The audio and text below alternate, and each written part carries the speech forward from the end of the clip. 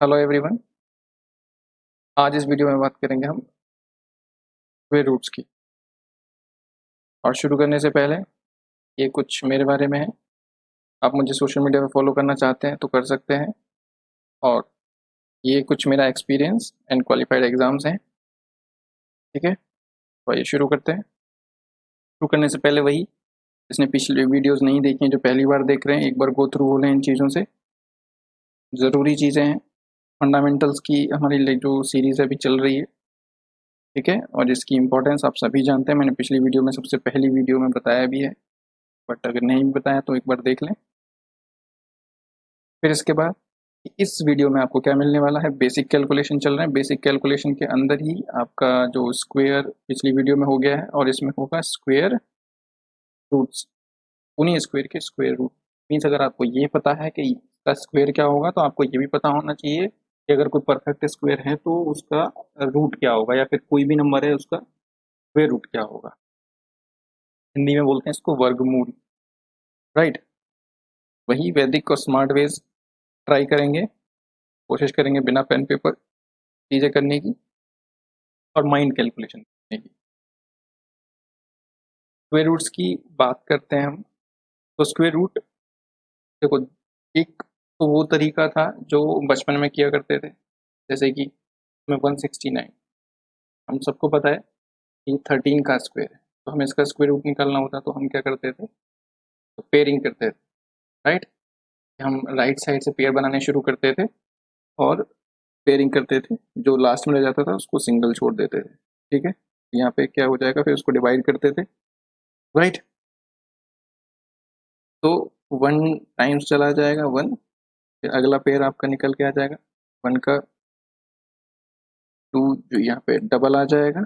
ठीक है, अब आपको कुछ ऐसा नंबर यहाँ पे रखना है कि जिससे ये डिवाइड हो जाए पूरा पूरा।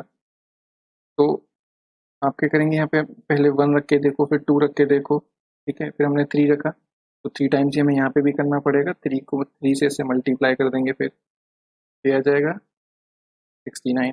तो यहाँ पे 0 आ जाना चाहिए। जब 0 आ जाएगा या पूरा क्रॉस हो जाए, तब हम कह देंगे कि ये क्या हो गया, हमारा रूट निकल के आ गया। अगर यहाँ पे 0 नहीं बच रहा है तो वो क्या होता है, हमारा स्क्वायर रूट परफेक्ट नहीं होता है। फिर पॉइंट्स में वैल्यू आती है, फिर पॉइंट लगाने के बाद फिर एक और पेयर 0 बना लेते हैं। ठीक है, तो वो काफ़ी लेंदी प्रोसेस हो जाता है। बस मैंने एक आइडिया बता दिया है कि जिन्होंने अभी तक ये चीज़ें नहीं देखी हैं तो एक बार देख लें, कभी फंस जाएं एग्जाम में कहीं, तो आप कम से कम ऐसे तो कर पाएँ। ठीक है, अभी इसे मिटा देते हैं। हम देखो बात कर रहे हैं यहाँ पे कॉम्पिटिटिव एग्जाम। कॉम्पिटिटिव एग्जाम में जो मोस्टली चीज़ें हैं, वो या तो पूछी ऐसी कंडीशन में जाती हैं कि वो हमेशा परफेक्ट होती हैं, या फिर वो ऐसी पूछी जाती हैं कि आपको वहाँ पे अप्रोक्सीमेशन करना होगा, स्क्वायर रूट्स के मामले में, क्यूब रूट्स के मामले में। ठीक है, तो आपको बस चीज़ें पता करनी ऐसे ही आनी चाहिए कि अप्रोक्सीमेशन में हम आंसर कैसे निकाल पाएंगे। ठीक है, क्योंकि एग्जाम में आपको भी पता है कि जो आपके एक क्वेश्चन को हार्डली, जो मैक्सिमम आप टाइम बोलें तो 40 सेकंड मिलता है किसी भी एग्जाम में सॉल्व करने के लिए। और 40 सेकंड में वो इतनी बड़ी कैलकुलेशन आपसे नहीं करवा सकते हैं कि उसमें आपको स्क्वायर रूट भी ऐसे निकालना पड़े जैसे हमने अभी देखा है। ठीक है, तो आप ये डेफिनेटली मान के चलें कि आपको स्क्वायर रूट जैसे मैं बता रहा हूँ वैसे निकालेंगे तो वैसे ही आएंगे। ठीक है, तो उससे पहले हम थोड़ा सा यूनिट डिजिट का कंसेप्ट देख लेते हैं। मीन्स अगर मेरे पास कोई नंबर n है, अगर मैं उसका स्क्वायर करता हूँ, तो उसका जो यूनिट डिजिट क्या आएगा। मीन्स n का अगर मैं स्क्वायर करूँ तो n स्क्वायर आएगा, फिर हम देखेंगे उसका यूनिट डिजिट। तो आपको भी पता है कि किसी भी नंबर के पीछे यूनिट डिजिट क्या हो सकते हैं, 0, 1, 2, 3, 4, 5, 6, 7, 8, 8 एंड 9। तो अगर मैं इसका स्क्वायर कर दूँ, राइट, तो 0 का स्क्वायर क्या आ जाएगा, 0, 1 का आएगा 1, 2 का आएगा 4, 3 का आएगा 9, 4 का आएगा 3, 5 का आएगा 25, 6 का 36, 7 का, तो 8 का स्क्वायर करेंगे तो 34, और 9 का करेंगे तो 81। तो मैंने सिर्फ यूनिट डिजिट पे फोकस करवाने के लिए बोला है, तो इसलिए मैंने इन चीज़ों को बढ़ा लिखा। ठीक है, तो हम ये कह सकते हैं कि किसी भी नंबर के स्क्वायर की जो परफेक्ट स्क्वायर होगा उसके पीछे सिर्फ यही यूनिट डिजिट आ सकते हैं, इसके अलावा कोई यूनिट डिजिट नहीं आएगा। ठीक है, इसमें कुछ नंबर ऐसे हैं जो नहीं आए, जैसे कि आपका हो गया 2, 3, 7 और 8। मतलब ये जो 4 यूनिट डिजिट है ये किसी भी परफेक्ट स्क्वायर में आपको नहीं मिलेंगी। पहले क्वेश्चन ये भी आते थे, मीन्स कुछ जो एग्जाम्स होते थे तो उसमें दे दिया जाता था कि इनमें से कौन सी डिजिट या कौन सा नंबर किसी भी परफेक्ट स्क्वायर की यूनिट डिजिट नहीं हो सकती, तो इनमें से कोई एक ऑप्शन में दिया होता था, बाकी सब में ये दिए होते थे नीचे वाले, तो हम आंसर टिक कर देते थे। ठीक है, या फिर अगर ये अब जो आप इसका यूज़ करेंगे, जब भी कभी ये डिजिट आपको किसी नंबर के पीछे दिख जाए, मैं बोलूँ 123, तो आप देखते ही बता देंगे कि ये परफेक्ट स्क्वायर नहीं हो सकता क्योंकि इसमें पीछे आया है 2, 3, 4, 7, तो आप देखते ही बता देंगे इसके पीछे 7 है, ये परफेक्ट स्क्वायर नहीं हो सकता, इसका जो आंसर आएगा वो डेसिमल पॉइंट में आएगा। इससे जो हमारा बेनिफिट होने वाला है बस यही होने वाला है, राइट। तो बाकी आपको ये चीज़ें देख के रखनी है, मीन्स दिमाग में रखना है, और वो चीज़ें रखनी है कि जो नहीं हो सकता है। अब देखते हैं कि हमें यूनिट डिजिट यूज़ कैसे करना है। छोटे नंबर में हम सबसे पहले लेते हैं क्या, 1025। आप सबको पता है ये किसका जो परफेक्ट स्क्वायर है। ठीक है, तो हमें निकालना है इसका क्या, स्क्वायर रूट, राइट। तो मैं स्टेप वाइज आपको बताता चला जाऊंगा और आप अपनी कॉपी पे जैसे भी आपको याद रहे लिखते चले जाएं, अगर नोट्स बनाने हैं तो सर्विस समझते चले। आपको जो पहला स्टेप है, पहला स्टेप क्या करना है, सबसे पहले आपको करना है यूनिट डिजिट चेक। ठीक है, कि यूनिट डिजिट आपको 4 कौन कौन से नंबर का स्क्वायर करने पे मिल सकता था। ठीक है, तो आपको पता है 4 या तो जिस नंबर के पीछे 2 होगा वो आपको 4 दे सकता है, या फिर जिस नंबर के पीछे 8 होगा वो आपको 4 दे सकता है। मतलब इसके आपके पास दो ऑप्शन आ गए कि उस नंबर के पीछे या तो 2 हो सकता है या फिर 8 हो सकता है, क्योंकि इनका स्क्वायर करने पे ही आपको 4 मिलेगा, ये तो डेफिनेट बात। ठीक है, अब आप क्या देखेंगे, जैसे अब ये जो यूनिट डिजिट वाला काम है ये हो गया, उसके बाद आप क्या करेंगे, 2 डिजिट कैंसिल आउट कर देंगे। आप ये कह लो कि यहाँ पे 2 लिखा होता है इसलिए हम 2 डिजिट कैंसिल कर देंगे। ठीक है, ऐसे क्यूब में होगा, अगर वहाँ पे 3 लिखा होगा तो हम 3 करेंगे, हमेशा 2 करेंगे। ठीक है, स्क्वायर रूट में। अब जो रेस्ट डिजिट बची हुई है, आप देखेंगे क्या ये परफेक्ट स्क्वायर है, अगर है तो ठीक, वो नंबर ही यहाँ पे आ जाएगा जिसका भी परफेक्ट स्क्वायर होगा, और अगर नहीं है तो आप ये देखो इससे जस्ट पहले वाला परफेक्ट स्क्वायर कौन सा है 10 से, तो वो है 9, और 9 किसका है, 3 का। यहाँ पे दोनों जगह मीन्स या तो मेरा आंसर 32 है या फिर 38 है। अब मुझे इन दोनों में से एक को एलिमिनेट करना है, तो आप क्या करेंगे, आप देखेंगे एक इससे बाद का, और जब 10 से एक पहले हो गया 9, 10 से एक बाद हो जाएगा कितना, 16 किसका है भाई, 4 का। ठीक है, आप ये कह लो कि जो आपका जो 10 है वो 3 और 4 के बीच में आता है स्क्वायर। ठीक है, तो अब आप एलिमिनेशन के लिए आप क्या यूज करेंगे, आप ये देखेंगे जो ये 10 वैल्यू है ये नियर बाय किसके, 10 के है या फिर 16 के, मतलब छोटी वैल्यू के नियर बाय है या बड़ी वैल्यू के। तो हम देखेंगे छोटी वैल्यू के नियर बाय है, तो जिसके भी नियर बाय होगा वो वही आंसर होगा। मीन्स अगर ये छोटे वाले के पास में है छोटा आंसर होगा, और अगर ये बड़े वाले के पास में है तो बड़ा आंसर होगा। मैं इसको थोड़ा याद रखने के लिए कर लेता हूँ कि ये छोटा भाई, ये बड़ा भाई, ये बीच वाला भाई।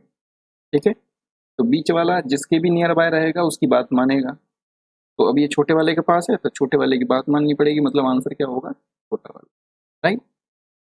कुछ एक बड़ा एग्जाम्पल, राइट, 5329, मुझे इसका फिर, ठीक है। अब आप थोड़ा पास करेंगे इस चीज को, सबसे पहला काम हमारा क्या होता है, यूनिट डिजिट चेक करना। ठीक है, 9 मुझे कौन कौन दे सकता है, 9 या तो मुझे 3 दे सकता है, या फिर मुझे कौन दे सकता है, 7। ठीक है, या फिर 7 दे सकता है। तो पहला काम हो गया, दूसरा 2 डिजिट काटने का, तीसरा आप ये देखेंगे क्या 53 परफेक्ट स्क्वायर है, क्या आपने ऐसा कभी परफेक्ट स्क्वायर देखा है, नहीं देखा है, तो इससे जस्ट पहले वाला, तो 53 आपको पता है 49 के पास है, मतलब इससे पहला जो जो आपका परफेक्ट स्क्वायर है वो है 49, 49 किसका है 7 का, तो इन दोनों जगह पे क्या आएगा 7 7, मतलब या तो हमारा आंसर 73 हो सकता है या फिर 77 हो सकता है। अब आपको एलिमिनेशन करना है, तो एक तो 49 हो गया, फिर आप देखेंगे इससे अगला वाला, तो आपको सीधा पता है कि 49 अगर 7 का है तो इससे नेक्स्ट जो होगा वो 64 होगा और वो होगा 8 का। ठीक है, वो इसकी ज़रूरत भी नहीं है करने की, ये सिर्फ एलिमिनेशन के लिए हम यूज़ कर रहे हैं। ठीक है, तो आप देखेंगे 49 के ही नियर बाय है, राइट, मतलब छोटे वाले के ही पास है, तो आंसर क्या होगा छोटा वाला, आपका आंसर क्या होगा 73, राइट। अब एक एक्स्ट्रा एग्जांपल लेके देखते हैं, इसके पास परफेक्ट स्क्वायर, लाइक अगर मैं बात करूं 41 का, तो 41 का जो स्क्वायर होता है वो होता है 1681। ठीक है, अब आपको करना है इसका स्क्वायर, तो पहला डिजिट यही पहला जो काम था कि यूनिट डिजिट को चेक करना है, 1 या तो आपको 1 दे सकता है या फिर 9 दे सकता है।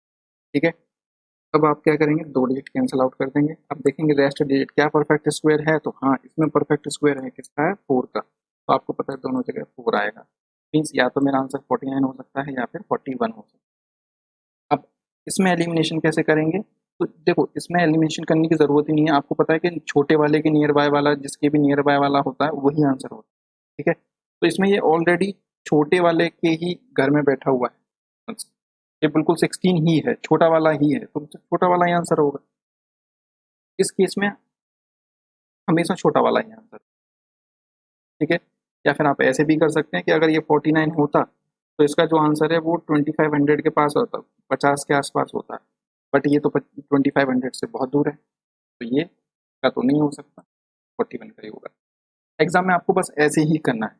ठीक है, एक 3 डिजिट का कोई और एक हम ले लेते हैं एग्जाम्पल, लाइक 1123। ठीक है, ये परफेक्ट स्क्वायर होना ज़रूरी है। चलो इसकी लिमिटेशन भी बताऊंगा मैं क्या क्या लिमिटेशन। ठीक है, कभी आप कहीं जाके हीरो बनो कि मैं किसी का भी स्क्वायर बता सकता हूँ स्क्वायर रूट, और फिर वहाँ पर गड़बड़ हो जाए और फिर आप मुझे ही बोलो कि सर ने पता नहीं क्या बताया था, तो वैसा नहीं होना चाहिए। आप हमेशा याद रखें लिमिटेशंस किसी भी मेथड की, ये सबसे ज़रूरी बात होती है कि वो मेथड कहाँ पे कितना यूज़ हो सकता है। तो पहला काम यूनिट डिजिट। ठीक है, 6 या तो 6 दे सकता है, और कौन दे सकता है आपको 6, या तो 6 देगा या फिर 4 देगा, तो ये दो ऑप्शन आ गए, काट दिया, बचा 112। क्या 112 आपका कभी परफेक्ट स्क्वायर आपने सुना है? नहीं सुना है, ऐसा तो कभी हमने सुना ही नहीं है। तो 112 से पहले हमने या तो 121 सुना है या फिर 100 सुना है। ठीक है, तो इससे पहले 100 सुना था, 100 किसका होता है 10 का, मतलब मैं ये कह सकता हूँ यहाँ पे या तो 1 आएगा या फिर 18 आएगा। अब एलिमिनेशन चाहिए, तो मुझे पता है कि दोनों किसकी वैल्यू किसके बीच में है, 100 और 121 के बीच। दोबारा, तो नियर बाय किसके हैं छोटे वाले के, तो छोटा वाला आंसर मतलब इसका जो आंसर है वो 106 है, ये सही भी है। अब कुछ आप करके देखेंगे, 5876, 15367, 11236, 10816, 4356, 9216, 9624 करके देखेंगे इनका। देखो 5 वाले में दिक्कत नहीं होती है, क्योंकि आपको पता है 5 जो होता है, जैसे कि मैं अगर 4225 ले लूँ, आपको पता है 5 में सिर्फ एक ही ऑप्शन आएगा 5, क्योंकि 5 आपको सिर्फ 5 ही दे सकता है। ठीक है, 0 आपको सिर्फ 0 ही दे सकता है, तो 50 में ज़्यादा दिक्कत नहीं आती है, दो डिजिट काट देंगे आप और देखेंगे 42। 42 परफेक्ट स्क्वायर नहीं है, तो इससे जस्ट पहले वाला देख लो। ठीक है, तो 42 से पहले क्या है हमारा जो परफेक्ट स्क्वायर है, 7 का 49 था, तो फिर 6 का होगा दैट इज 36, मतलब ये क्या है 65 का आपका परफेक्ट स्क्वायर, तो इसमें कभी दिक्कत नहीं आएगी 5 और 0 वाले में, सिर्फ इतना ही करना, राइट। तो ये जो आप ऑप्शन जो मैंने कुछ दिए ट्राई करें और बताएं आंसर, कमेंट में अगर कर सकते हैं रिप्लाई तो कर दें इनके आंसर्स, राइट। तो स्क्वायर रूट का हमारा काम खत्म हो गया है। अब जो स्क्वायर रूट, एक प्रॉब्लम और रहेगी, कभी कभी क्वेश्चन जो मैंने बैंक वगैरह में देखा है या फिर कहीं कहीं एसएससी में भी एग्जाम्स में आपको कुछ ऐसे नंबर्स के स्क्वायर रूट लेने पड़ जाते हैं, ठीक है, जिनका आपके पास परफेक्ट नहीं होता है तो स्क्वायर, फिर भी उनका आंसर लेना पड़ता है। जैसे कि मैं बोलूँ अभी √7 की वैल्यू आपको कभी कभी लेनी पड़ जाती है, √11 की वैल्यू आपको यूज अप्रोक्सीमेशन में करनी पड़ जाती है। तो ये अप्रोक्सीमेशन कैसे करना है डेसिमल के पॉइंट्स में, वो आपको देखना है, ठीक है। तो ये है तो थोड़ा सा कॉम्प्लिकेटेड आइडिया, बट फिर भी हम एक बार डिस्कस कर देते हैं, आपको शायद समझ में आ जाएगा क्योंकि ये वीडियो है, आप बार बार चला के देख सकते हैं, ठीक है।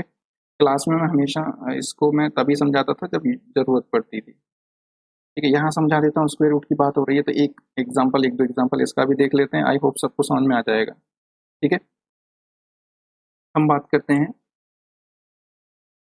इधर बात करेंगे √7 का। सबसे पहले वैल्यू अगर आपको यूज़ करनी पड़े तो हम इसकी वैल्यू कैसे अप्रोक्सीमेट करेंगे, ठीक है। तो जब भी कभी ऐसी वैल्यूज़ हों, चाहे बड़ा नंबर हो चाहे छोटा नंबर हो, आप अप्रोक्सीमेट कर सकते हैं। आप ये देखो 7 से जस्ट पहले वाला जो परफेक्ट स्क्वायर क्या है, 4, ठीक है, और 7 के एक बाद वाला क्या है, 9, राइट। अब आपको पता है कि अगर यहाँ पे √4 होता तो मैं अपना आंसर लिखता 2, और अगर यहाँ पे 9 होता तो मैं आंसर देता 3, ठीक है। और इन दोनों के एग्जैक्ट बीच की वैल्यू वो है 6.5। मीन्स अगर मैं इन दोनों के एग्जैक्ट बीच की वैल्यू देखूं तो वो है 6.5।